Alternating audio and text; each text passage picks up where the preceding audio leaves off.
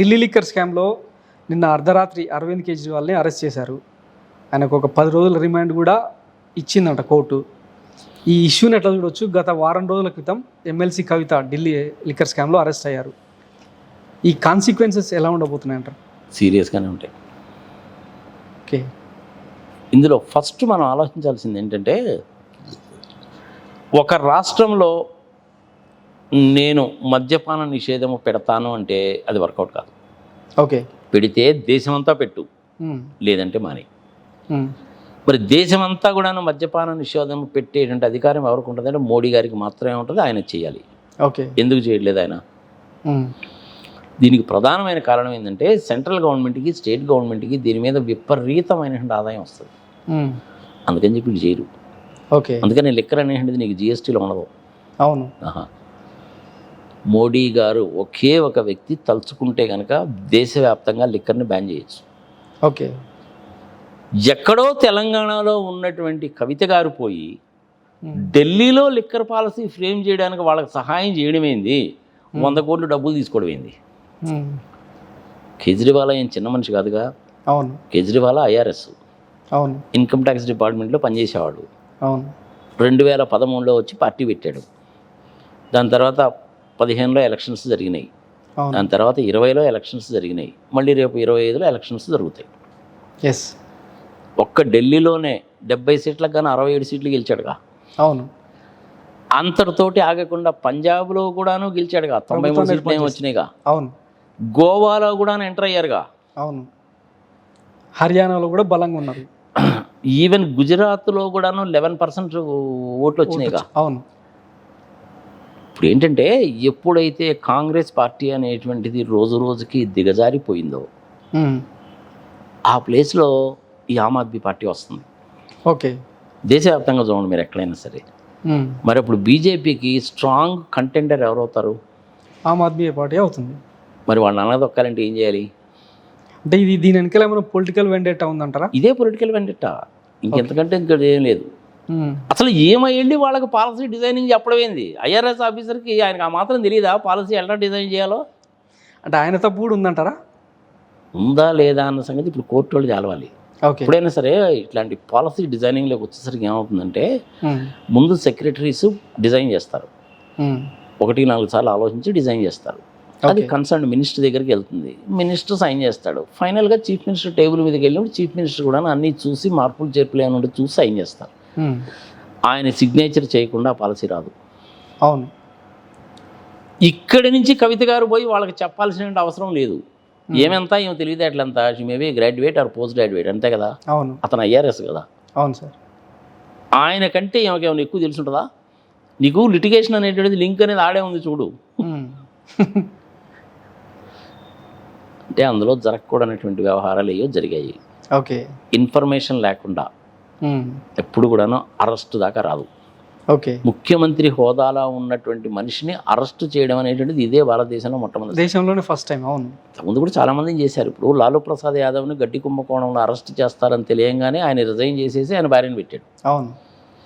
జయలలిత విషయంలో అంతే, మొన్న హేమంత్ సోరెన్ ఆయన విషయంలోనూ అంతే. అవును. ఆ హర్యానాలో ఒక ఆయన టీచర్లకు సంబంధించిన పోస్టింగ్ల విషయంలో ఆయన అంతే. ఇట్లాంటి వాళ్ళు ఎంతమంది లేరు? అది పెద్ద లిస్టే ఉందిగా. అవును. ఇప్పుడు వీళ్ళు ఏమంటున్నారంటే, బయట నుంచైనా పరిపాలించవచ్చు, జైల్లో ఉండైనా పరిపాలించవచ్చు. మరి జైల్లో ఉన్న మనిషి పరిపాలించవచ్చా లేదా అనేటువంటిది కోర్టు వాళ్ళు డిసైడ్ చేయాలి. నాకు రాజ్యాంగంలో నేను కూడా కొన్ని ప్రొవిజన్స్ తెలుసు, కానీ దీనికి సంబంధించి నేను ఎప్పుడు చదవలేదు, నాకు తెలియదు కాబట్టి నేనేం కామెంట్ చేయలేను. అంటే ఫర్ ది ఫస్ట్ టైం కాబట్టి న్యాయ నిపుణులకు కూడా అందుబాటట్లేదు ఇది. ఏముందా, రాజ్యాంగం చదువుకుంటే తెలుస్తుంది, దాని తర్వాత అమెండ్మెంట్స్ ఏంటో చదువుకుంటే తెలుస్తుంది. ఓకే. తప్పేమున్నది, అది తెలుస్తుంది. ఇవాళ 3 గంటల దాకా విచారించారు ఆయన్ని. విచారించిన తర్వాత బయటకు వచ్చారు, జడ్జిమెంట్ రిజర్వ్ చేశామన్నారు. ఇక్కడ ప్రజలు తెలుసుకోవాల్సింది ఏంటంటే, ఫస్ట్ థింగ్ తప్పు జరిగిందా లేదా డిసైడ్ చేయాలి. తప్పులో కేజ్రీవాల్ ఇన్వాల్వ్మెంట్ ఎంత మేరకు ఉంది అనేటువంటిది డిసైడ్ చేయాలి. అసలు పాలసీ కరెక్టా కాదా అనేటువంటిది ముందు డిసైడ్ చేయాలి. ఓకే. దాని తర్వాత అరెస్టు చేయాలా లేదా అంటే ఆల్రెడీ ఆయన్ని అరెస్ట్ చేసినట్టే లెక్క. అవును. మరి అరెస్ట్ చేసినప్పుడు తిహార్ జైల్లో పెట్టాలా లేదా అనేటువంటిది నెక్స్ట్ పాయింట్. ఓకే. తిహార్ జైల్లో పెట్టిన తర్వాత బయటికి రావడానికి బెయిల్కి అప్లై చేసుకుంటాడు అప్పుడు.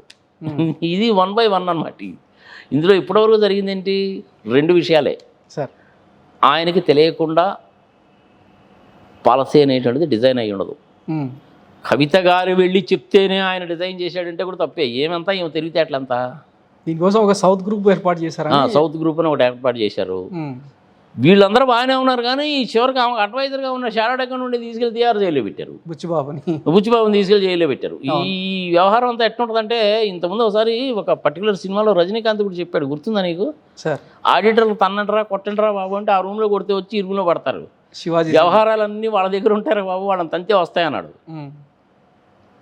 దాన్నే ఆధారంగా చేసుకొని రామోజీరావు గారి మీద జరిగినటువంటి దానికి విజయవాడలో కొంతమంది షాడో అకౌంట్ నానా గోలా చేశారు. అదే రజనీకాంత్ గారిని ఒకసారి విజయవాడకి పిలిచి ఈ చంద్రబాబు నాయుడు గారు చెప్పమంటే ఆయన చెప్పాడు, హైదరాబాద్ సిటీ బాగా గొప్పగా డెవలప్ అయిపోయిందని. హైదరాబాద్ సిటీ సంగతి హైటెక్ సిటీ సంగతి ఆయనకేం తెలుసు పాపం, రజనీకాంత్కి ఏదో చెప్పమన్నారో చెప్పాడు. దాని సంగతి ఏంటన్నా జయప్రకాష్ నారాయణ గారిని అడిగితే చెప్తాడు, రజనీకాంత్ని అడిగితే ఏం చెప్తాడు.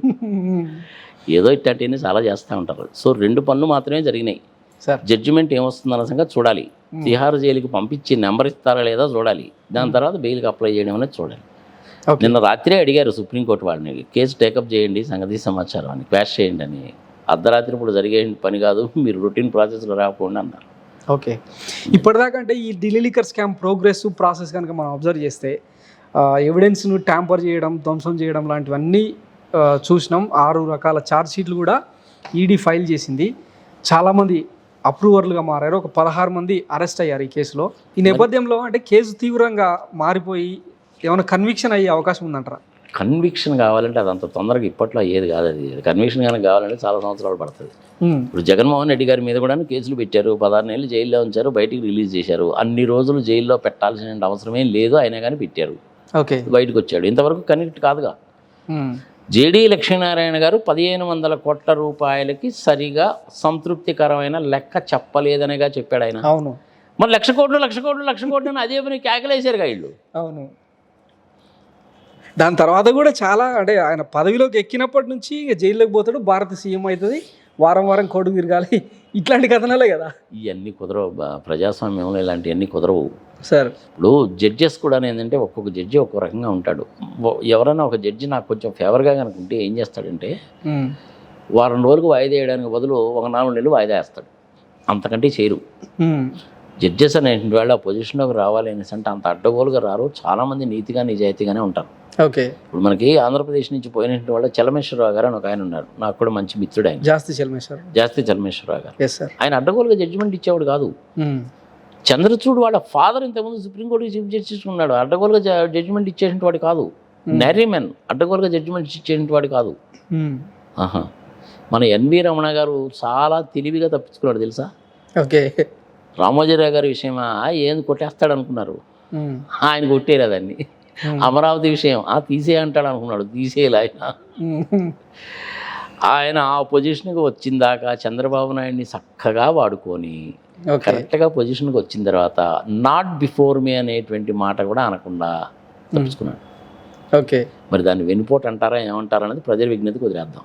ఓకే, మరి దానికి ఎక్కడి నుంచి వచ్చింది అనేసి అంటే చంద్రబాబు నాయుడు నుంచి వచ్చింది. చంద్రబాబు నాయుడు గారు ఎన్టీ రామారావుని వెనుపోటు పొడిచాడు కదా, అదే విధంగా వచ్చింది. ఈ కేసులో కవితకు సంబంధించి ప్రోగ్రెస్ ఎలా ఉంటుందంటారు? సీరియస్గానే ఉంటుంది, డోంట్ అండర్ ఎస్టిమేట్. చాలా సీరియస్ వ్యవహారం. ఎవిడెన్సెస్ లేకుండా, డాక్యుమెంటరీ ఎవిడెన్సెస్ లేకుండా, పాలసీ ఫ్రేమింగ్ అనేది సరిగా లేదు అని ఎప్పుడైతే చీఫ్ సెక్రటరీ ఢిల్లీ గవర్నమెంట్ చెప్పాడో అక్కడే నీకు తెలిసిపోతుంది పాలసీ ఫ్రేమింగ్ అనేటువంటిది సరిగా లేదని. అంతకుముందు ప్రభుత్వం అమ్మేది, దీని ప్రకారం ఏంటంటే ప్రైవేట్ వాళ్ళకి ఇచ్చారు. అది నీ ఇష్టం వచ్చిన రేటుగా అమ్ముకుంటారా బాబు అన్నారు. ఇంపోర్టెడ్ లిక్కర్ మీద ఇంకా 50 రూపీస్ ఎక్స్ట్రా చేసి కూడా అమ్ముకుంటారా అన్నారు. ఏ టైం వరకు అయినా అమ్ముకుంటారా బాబు అని చెప్పారు. హోమ్ డెలివరీతో సహా ఇచ్చారనమాట. అది సంగతి. గవర్నమెంట్ అమ్ముతున్నటువంటిది ప్రైవేట్ వాళ్ళకి ఎందుకు ఇచ్చారు అనేసి అంటే మళ్ళీ దానికి కూడా రీజన్ చెప్తారు. ఇప్పుడు మన నిర్మలా సీతారామన్ గారు ఉన్నారు, ఆమె ఏం చెప్పారు ఒకసారి స్టేట్మెంట్, అది government has no business to do business అని గ్రాండ్ కలర్ స్టేట్మెంట్ ఇచ్చింది. ఇప్పుడు కేజ్రీవాల్ గారు అదే పట్టుకుంటాడు. నిర్మలా సీతారామనే కదండి అన్నది, government has no business to do business అన్నది కదా, అందుకని గవర్నమెంట్ బిజినెస్ చేసేవాళ్ళం మానేసాం, ఇప్పుడు ప్రైవేట్ వాళ్ళకి ఇచ్చామంటాడు. కాంట్రవర్సీ అయిపోవట్లా మళ్ళీ. ఓకే, సరే, దానికి సంబంధించిన హిస్టరీ అనేటువంటిది ఇంతకుముందు ఒకసారి చేశాను నేను. ఇప్పుడు ఫస్ట్ టైము కవితని పిలిచి ఈడీ వాళ్ళు ఎంక్వైరీ చేసినప్పుడు చేస్తే మీలాంటి వాళ్ళు ఎవరో అడిగారు, I don't know who asked me. ఆ వీడియో కూడా ఉంది, పంపిస్తాను నేను, అటాచ్ చేయండి. 3,50,000 పీపుల్ ఏమో చూసినట్టున్నారు. ఓకే. అందులో ఎన్ని షాపులు, రేట్స్ ఏంటి, పాలసీ ఎప్పుడు వచ్చింది, పాత పాలసీకి కొత్త పాలసీకి తేడా ఏంటి, ఏమిటి సంగతి సంవత్సరం చేశాను సార్. మొన్న కవితని మళ్ళీ వాళ్ళు పిలిచి అడిగినప్పుడు కూడా చెప్పాను, తీహారు జైలుకి పోక తప్పదేమో అని చెప్పి వదిలేశాను నేను. ఓకే. పోవడం లేదండి, జడ్జిమెంట్ వాళ్ళు ఇస్తారు, అది నాకు సంబంధం ఏముంటుంది. ఓకే. ఏమొక అవసరం ఏముందండి అసలు, ఇక్కడి నుంచి అక్కడికి పోయి ఐఆర్ఎస్ చదువుకొని అసిస్టెంట్ కమిషనర్ ఇన్కమ్ ట్యాక్స్లో ఉండండి, ఆయనకి ఏమో చెప్పడం ఏంది, రెండోసారి మూడోసారి ముఖ్యమంత్రి హోదాలో ఉన్నట్టు ఆయనకి ఏమో సలహా ఇవ్వడం ఏంటి, లాభం లేకుండా వీళ్ళు చేస్తారా? మరి 100 కోట్లకి 100 కోట్లు ఎంతో బేరం ఆడుకున్నారుగా.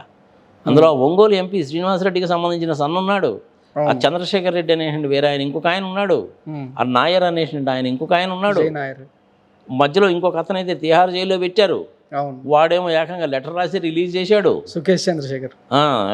నిన్నంత తొందరగా ఏం వదిలిపెట్టరు, నువ్వు కూడా నాతో పాటు ఉండాల్సిందేను, నా పక్క సెల్లా లేకపోతే సేమ్ సెల్లా ఏందనే సంగతి డిసైడ్ చేస్తారులే అని చెప్పి అతను లెటర్ రాశాడు. అవును, ఇవన్నీ జరుగుతూనే ఉన్నాయి కదా. ఎవిడెన్సెస్ లేకుండా ఈడీ వాళ్ళు కానీ సిబిఐ వాళ్ళు కానీ ఎప్పుడు చేయరబ్బా, ఇది ప్రజలు గుర్తుపెట్టుకోవాలి. ఓకే. 1-2 సార్లు వెరిఫై చేసుకొని కానీ వాళ్ళు యాక్షన్ తీసుకోరు.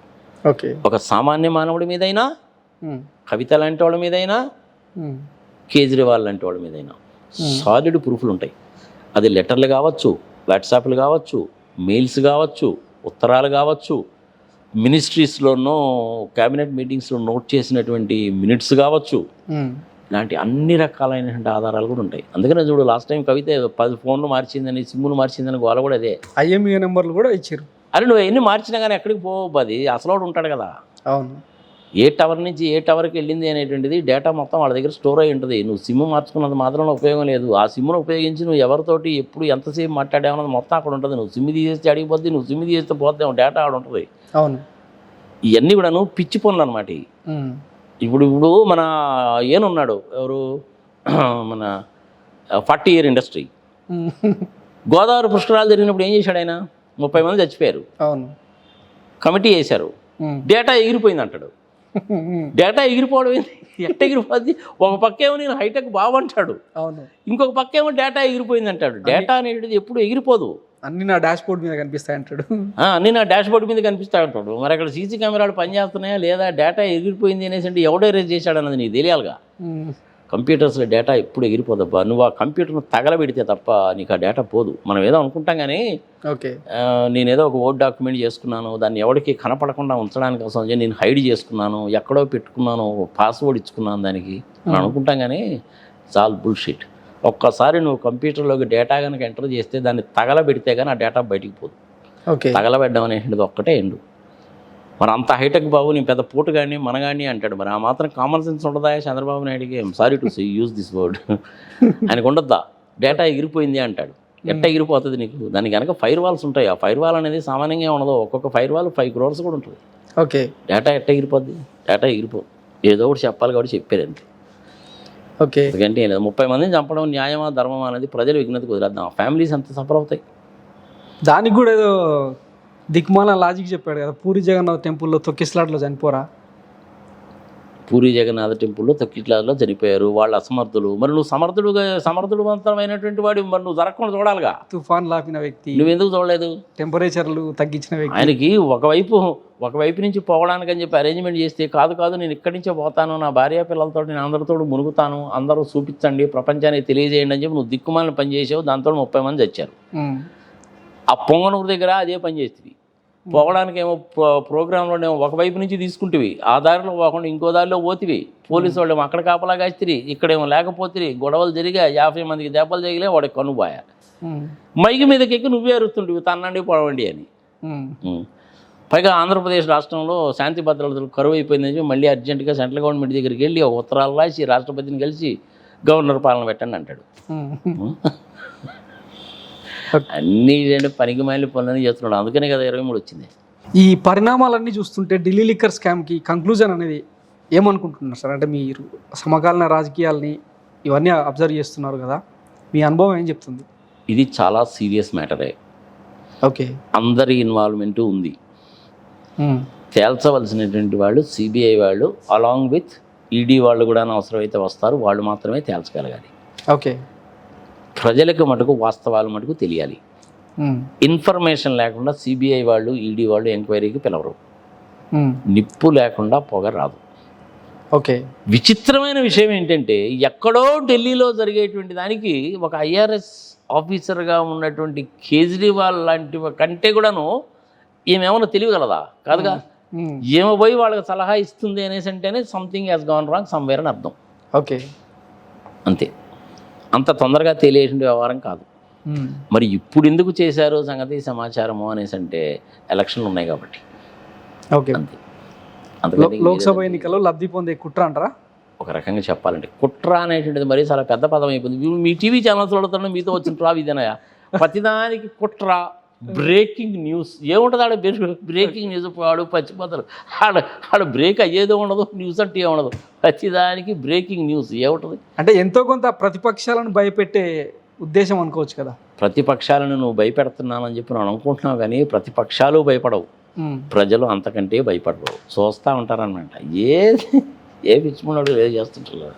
ప్రజలు చాలా తెలియగల వాళ్ళమ్మా. అందులో ఆంధ్రప్రదేశ్లో ప్రజలు ఇంకా తెలియగలవాడు. తెలంగాణ వాళ్ళు ఏం తక్కువ తిన్నవాళ్ళు కాదు. ఓకే. ఎంత సంగతి సమాచారం అయినా కానీ పోయినసారి నిజామాబాద్ నుంచి పోటీ చేస్తే ఆమె ఓడిచ్చారుగా. అవును. మరి ఇప్పుడు ఈ కేసు వచ్చినప్పుడు ఏమైతే ఆమెను ఓడిచ్చారు కాబట్టి ఎమ్మెల్సీ ఇచ్చాడు. అంత కుటుంబ పాలన. అందుకని చివరికి ఏమైంది? ఆమె పోయింది, ఈయన పోయాడు. సీటు కూడా లేదు ఇప్పుడు. రెండు విషయాలు అసలు అక్కడ దాకా పోయి ఈమె ఇన్వాల్వ్ కావడం అనేటువంటిది పనికిమాలిన పని. ఓకే. అదొక ఇష్యూ. ఇంకొక ఇష్యూ ఏంది? మేడిగడ్డ కుంగిపోయిందిగా.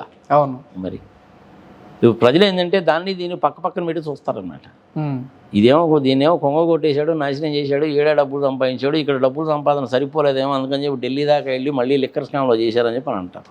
ఓకే. ప్రజలకు కూడా ఒక విషయం తెలియాలబ్బా సార్.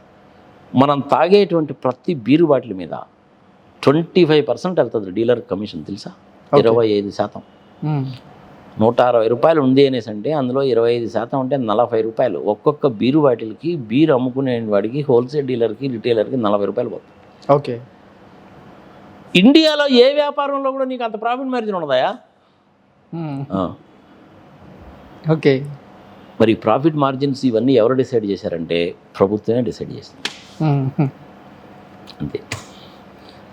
కేంద్ర ప్రభుత్వాలు, రాష్ట్ర ప్రభుత్వాలు కూడాను beer, brandy, petrol, diesel, gas, సిగరెట్లు, పాన్ మసాలాల మీద అధికంగా పన్నులు వేసేసి డబ్బులు సంపాదించి అవి పసుపు కుంకుమ లాంటి దిక్కుమాలిన ప్రోగ్రాంలు ఖర్చు పెట్టడం అనేటువంటిది సర్వసాధారణం అయిపోయింది. ఇది తగ్గాలి అంటే ఏం చేయాలి అనేసి అంటే ప్రజలు ఓటుతోటి దెబ్బ కొట్టాలి. ఇప్పుడు ఎలక్షన్స్ వచ్చినాయిగా, కొట్టండి. ఆల్ టుగెదర్ తెలంగాణలో కానీ దేశవ్యాప్తంగా కానీ అసలు మద్యపాన నిషేధం పెట్టండి. పెట్రోల్ మీద మీరు ట్యాక్సెస్ అనేటువంటిది 18% జిఎస్టీ కిందకి తీసుకొచ్చి వేయండి. ప్రజలే అడగాలి. కానీ విచిత్రం ఏంటంటే హైదరాబాద్లో మనందరం పెద్ద పోటుగాళ్ళము, చదువుకున్న వాళ్ళం అంటాము. మనము ఎంతమంది ఓటేసాము? 45% పోలింగ్ అట హైదరాబాద్. 45-46 దాటి. మరి ఇంతకంటే సిగ్గుచేటు పని ఇంకోటి ఉంటుందా చెప్పు? చదువుకున్న వాళ్ళకి మనకన్నా బుద్ధి జ్ఞానం ఉండదా? కడుపుకు అన్నం ఇలా గడి తింటాం మనం. సోషల్ మీడియాలో పెద్ద పెద్ద స్లోగన్స్ ఇస్తాము. నేను కూడా ఉన్నాను. I'm also contesting as independent candidate. Independent ఎంపీగా కంటెస్ట్ చేస్తున్నాను ఇండిపెండెంట్గా నరసరావుపేట కాన్స్టిట్యున్సీ నుంచి. నా ఎజెండా ఏంటి అంటే ఇదే, సంపూర్ణ మద్యపాన నిషేధము దేశవ్యాప్తంగా. పెట్రోలు, డీజిల్, గ్యాస్ని కూడా జిఎస్టీ ప్రివ్యూలోకి తీసుకురండి, రీజనబుల్గా ట్యాక్స్ వేయండి, పన్నుల విధానాన్ని సరళీకృతము చేయండి. ఓకే. ఇన్ఫ్రాస్ట్రక్చర్ మీద డబ్బులు ఖర్చు పెట్టండి. పిల్లవాడి మీద ఖర్చు పెట్టేటువంటి ప్రతి రూపాయి వాడి ఎడ్యుకేషన్ కోసం, ఆరోగ్యం కోసం ఖర్చు పెట్టేటువంటిది అభివృద్ధి కానీ సంక్షేమం కాదు. ఓకే. 90 లక్షల కోట్ల రూపాయలు ఏదైతే విదేశాల్లో పేరుకుపోయినాయో మోడీ గారు దయచేసి దాన్ని ఇండియాకి తీసుకురండి. బ్లాక్ మనీ పేరు చెప్పొద్దు.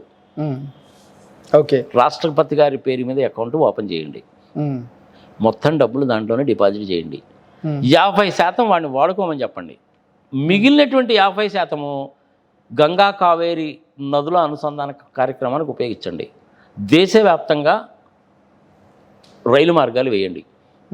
ఇంకొక 4 ఐఐటీలు పెట్టండి, ఐఐఎంలు పెట్టండి, యూనివర్సిటీస్ పెట్టండి, స్కూల్ బిల్డింగ్స్ కట్టండి, పిల్లలకి అంతా కూడా ఫ్రీగా ఇవ్వండి. వ్యాక్సిన్లు చేయండి, ఓకే. తప్పులేదు. It is very well possible. Modi గారు తలుచుకుంటే పాసిబుల్. ఆయన చెప్పిందే 90 లక్షల కోట్లు విదేశాల్లో ఉన్నాయి, నాకు అధికారం ఏంటి, నేను తీసుకొస్తానని 2014లో చెప్పాడుగా. మరి ఎందుకు చేయలేదు ఆయన ఇప్పటివరకు? అవి తెస్తే ఒక్కొక్క మనిషి అకౌంట్లో 15 లక్షలు. పొరపాటుని అడిగారు నువ్వు ఎప్పుడన్నా మోడీ గారిని, దేశద్రోహిని కేసు పెడతారు నీ మీద. పిఎంఎల్ యాక్ట్ కూడా బనాయిస్తాం. అది సంగతి. ఎందుకంటే ఆయన చేయాల్సిన పనులు ఇట్లాంటివి చాలా ఉన్నాయి, ఇంకొక వీడియోలో చెప్తున్నాను. రైట్. సో ఈ వ్యవహారానికి సంబంధించింది అది. ఓకే. ఇందులో కొంత పొలిటికల్ వెండెట్టా ఉంది, వాస్తవాలు ఉన్నాయి, ఓకే, రెండు ఉన్నాయి.